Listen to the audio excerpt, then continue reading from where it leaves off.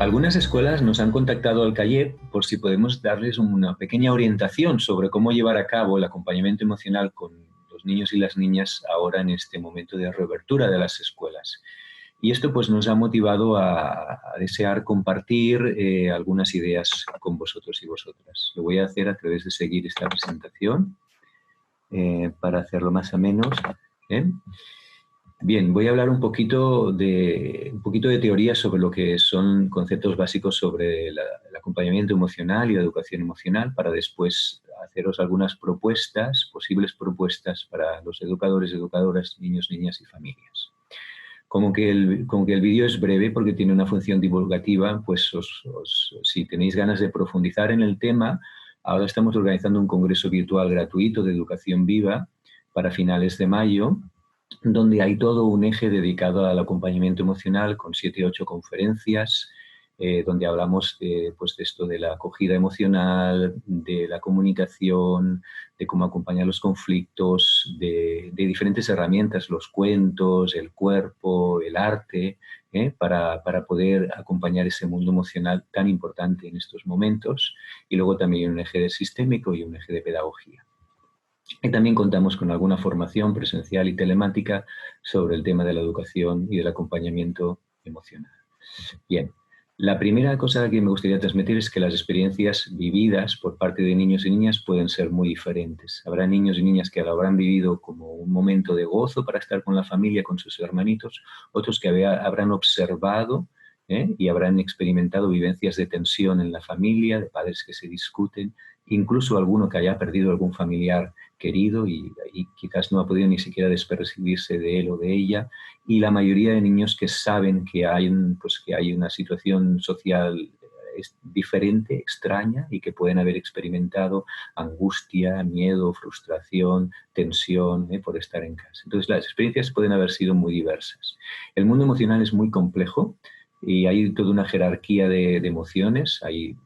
Podemos sentir un afecto de dolor o de placer en un momento dado. Por ejemplo, podemos vivir dolor y al mismo tiempo tristeza por la muerte de alguien, ¿no? Y al mismo tiempo, un poquito más tarde podemos sentir un poco de ligereza porque ese sufrimiento parece que se ha acabado y entonces nos sentimos culpables por sentirnos también con ligereza y de fondo hay un estado anímico de mayor paz, de mayor calma o de mayor lucha, depresión o ansiedad, lo que sea. Entonces las experiencias emocionales son muy complejas, esto hay que tenerlo presente porque acompañar esas experiencias emocionales es también muy complejo. A mí me gusta diferenciar entre lo que es la educación emocional, que es un currículum, que sería pues todo aquello que los educadores hacemos en un momento dado, ¿no? En la cotidianidad más bien para favorecer el desarrollo de las competencias emocionales, la conciencia de la emoción que estoy sintiendo, el ponerle nombre, diferentes estrategias para regularla, que si caminar, que si dar una distancia, cómo expresarlas de manera socialmente adecuadas, cómo observarlas en mí. Todo eso es un currículum, pero el acompañamiento de la afectividad es todo aquello que hacemos en el presente para poder cuidar, para poder dar soporte a la criatura que está transitando ese momento. El acompañamiento de la afectividad, que es sobre todo lo que necesitamos en estos instantes, no necesitamos tanto un currículum, necesitamos estar ahí. Tiene 3 momentos: en el ahora, cuando la criatura está experimentando ese momento de tensión; el después, donde podremos hablar sobre el tema porque ahí estamos más en calma y ha pasado un ratito; y en el cotidianamente, que es todo aquello que hacemos con los niños y las niñas porque los conocemos a cada uno de ellos y sabemos ajustarnos. En el acompañamiento de la hora, sobre todo, se trata de estar. No se trata de hacer nada con los niños, no buscamos nada. Se trata, como a veces digo en los cursos, de hacer de oca, de observar, de cuidar y de acompañar ese acrónimo. ¿Para qué? Para ofrecer nuestra presencia, la solidez. La herramienta que el adulto utiliza es su presencia y el vínculo que haya podido edificar con el niño. El ejemplo más claro de lo que es acompañar en la hora es el acompañar la muerte, o acompañar a otro familiar que tiene un familiar que está muriendo. No hay nada que hacer en la muerte. Solamente estar ahí, junto al otro, ofrecerles nuestro apoyo. Entonces, acoger el lloro, acoger la tristeza, acoger la frustración, acoger la rabia, acogerlo todo, pero no perderse en la emoción del otro, ni siquiera quererla quitar. Estar como adulto, en la solidez que el adulto puede haber edificado en su vida, sabiendo que la experiencia emocional va y viene. que habrá momentos de cambio. Dar ese apoyo me parece que es lo más importante en estos momentos del acompañamiento de la afectividad en el ahora. En el después pueden darse una serie de oportunidades para poder hablar de lo que ha ocurrido, para que el niño pueda poner palabra, para que no se sienta malo, poder naturalizar y expresarle que él o ella no es malo por haber vivido esa situación, que esto forma parte de la vida, para poderla mirar con mayor amplitud. Y ahora sí, compartir quizás algunas estrategias que uno puede seguir o que uno mismo utiliza, pero sin peso, sin expectativa. Esto es muy complejo. Y en el acompañamiento de la cotidianidad de lo que se trata es de ver cómo cada niño y cada niña es para ofrecer un acompañamiento ajustado y crear relaciones de calidad, donde el adulto es grande, el niño es pequeño, donde hay una afectividad, donde hay tiempo, un ambiente relajado, un no juicio, un placer, en fin. Voy a centrarme, sabiendo que estos son pinceladas, voy a centrarme en algunas cosas que podemos hacer, sobre todo si no las entendemos como algo que hay que hacer. ¿No? Si esto ofrece alguna idea interesante, estupendo, y si no, estar con los niños y las niñas. ¿Sí? Voy a hablar de los educadores, de la necesidad de crear esos espacios para poder acogernos.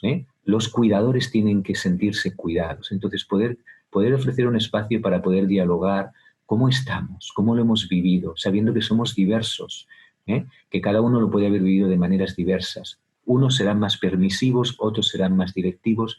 La Administración está dando una serie de regulaciones sobre lo que tenemos que hacer, que puede tensionarnos, porque unos lo vivirán con mayor ligereza, otros con mayor restricción, otros lo vivirán con miedo propio. Entonces, poder acoger todo esto, saber que es un momento difícil y que se van a dar situaciones complicadas y que algunas personas adultas también estamos viviendo emociones intensas, es muy importante podernos cuidar para poder acoger. Entonces, esos espacios de acogimiento y poder transformar esta situación, que es una crisis, en un momento para reforzar los vínculos, para podernos reconocer como grupo que somos. Esto puede fortalecer.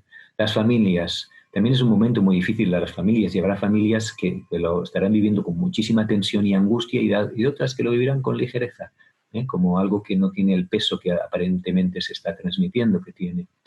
Lo mismo, habrán habido experiencias muy diferentes. Poder crear y fortalecer esos canales de comunicación, de escucha, de participación de las familias, de poder compartir cómo la escuela va a ir haciendo ciertas cosas, cómo va a dar respuestas a lo que se le está exigiendo a la escuela, para que tengan orientación, muy importante.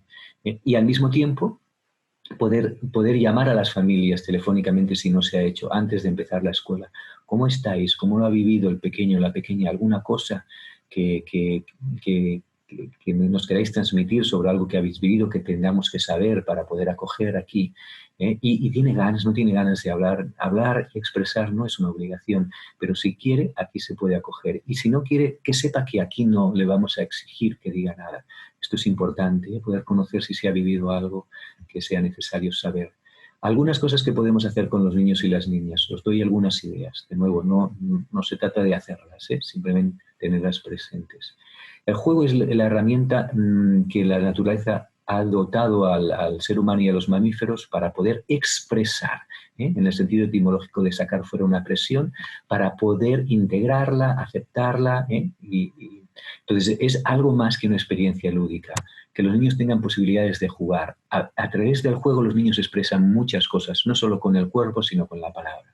Cuando tú a veces vas a buscar a un niño, a tu hijo a la escuela y le preguntas de manera directa ¿cómo ha ido el día? Muchas veces no te contesta o evita, o contesta con monosílabos.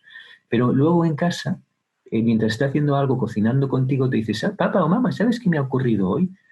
Es como en ese momento donde no hay una expectativa por parte del adulto, el niño puede sacar algo si conecta con eso, y en el juego se dan muchísimas posibilidades para que los niños vayan compartiendo entre ellos y con nosotros, y también jugamos cosas que les han ido ocurriendo. Entonces, dotarles de esos espacios de relaciones, de intimidad, de momentos de grupo, juegos fuera, juegos dentro, mucha importancia en lo exterior por la carencia que han tenido, me parece importante. Y también tener presente que en ese periodo de confinamiento, al regresar a la escuela, algunos niños y niñas, especialmente los más pequeñitos, pues tengan necesidad de nuevo de tener a la familia presente en el espacio, de volver a hacer ese proceso de segurización en la escuela, cómo poder acoger la presencia de la familia en las escuelas para que los niños se sientan seguros. Bien, crear espacios de comunicación y de expresión, desde la palabra, de poder dialogar. ¿Cómo estamos? No se trata de estirar del hilo, no se trata de obligar a expresar, se trata de crear esos espacios pues, para recordar desde anécdotas, vivencias, cosas que no hacían, no solo una mirada negativa de lo que no hemos tenido, todo, cosas que han ido apareciendo y que los niños y niñas puedan ir expresando en grupo si lo desean, no es una obligación. El juego simbólico es una herramienta tremendamente potente para favorecer que los niños saquen fuera. Y entonces crear rincones con diferentes propuestas ¿no? y contextos de juego simbólico y crear momentos para los mayores de teatro improvisado pero estructurado, donde a través de disfraces, a través de contextos puedan ir viviendo, reviviendo y expresando, ¿no? simbolismos de los que han vivido, son herramientas muy potentes. El arte, la expresión artística y creativa sin ningún objetivo de crear belleza, de comunicar, de presentar a los demás, nada. Es como la acción natural de expresar, a través de la cerámica, a través de la pintura, a través del cuerpo, de la expresión con el cuerpo también. Y también momentos para escuchar historias, porque las historias nos hablan aunque no sean historias del coronavirus, no tienen por qué serlo, nos hablan de superaciones, de dificultades, de aventuras, de héroes, de heroínas, ¿no? Nos dan esperanza sobre los finales, ¿no? de poder superar dificultades y de crecer a través de estas dificultades. Y momentos de juego en la sala de psicomotricidad, ¿no? donde el niño puede sacar fuera esa pulsión que puede haber vivido y simbolizarla con personajes, momentos de psicomotricidad no estructurados. Generar también espacios para las tutorías individuales, para ir hablando con cada niño, con cada niña, generar esos momentos bonitos de afectividad que a veces no son nada más que estar con el niño, con la niña. Ven, acompáñame a la sala de fotocopiadoras que voy a hacer esto. O me ayudas a recortar este material, voy a leeros un cuentecito. Y ese momento de estar se va fortaleciendo el vínculo y quizás en ese instante aparece la necesidad de hablar de algo. Con los mayores también se puede ofrecer esa posibilidad. Y si se dan esas circunstancias, podemos hacer esto que os decía antes del acompañamiento de la afectividad en el después, de ofrecer un relato fortalecedor, de cómo se ha vivido, de que pueda poner palabras, de poder naturalizar lo vivido. Claro, esto es difícil si ves que tu papá y tu mamá se discuten. ¿Y cómo te has sentido? Y un poco de enfado. Y culpa también. A veces uno siente culpa, pero no es suyo, sí. Entonces, ¿cómo compartir cosas que uno hace en esos instantes sin peso? A veces a mí cuando estoy así, pues me va bien ponerme un poco de música o me va bien un poco de distancia, me va bien tal y luego lo veo de otra manera, ¿no? Pero no siempre puedo, porque a veces estoy tan tenso que, mira, me sale a hacer esto y esto no es tan sencillo. Bueno, ya irás aprendiendo. Si tienes necesidad, pues me lo vas comentando y lo vamos hablando, Yo también te cuido en este sentido. Entonces, poder ofrecer ese acompañamiento me parece muy, muy importante, ¿no? Y hay situaciones que tienen tal nivel de complejidad y de intensidad que necesitan de profesionales, tanto que estén trabajando en la escuela como externos, de servicios públicos o privados, y que la escuela puede favorecer esos contactos, para que las familias pues cuenten con ese apoyo en esos momentos. La crisis del coronavirus va a estar con nosotros una temporada, entonces nada se va a cerrar, vamos a continuar conviviendo con ella durante un tiempo, pero sí podemos abrirnos a otras cosas, ¿no? Y en este sentido quizás va bien generar un ritual de celebración, de cierre y de apertura de nuevas posibilidades, a través de crear unos audiovisuales, un programa de radio, una obra de teatro, un espectáculo de música, que a través de generar este punto, ahora sí, con una intención determinada, aparecerán múltiples momentos en que los niños y las niñas hablarán entre ellos y ellas de lo ocurrido, de lo vivido, nuevos momentos para poder expresar y nosotros para poder acoger al final de cada sesión, ¿no? Cosas que se van dando, ir observando. Lo más importante en los momentos de círculo es que el adulto observe cómo cada niño está, si expresa, si no expresa, si siente necesidad, si desea, pero no se atreve, si no desea la atención que tiene, poder observar cómo está.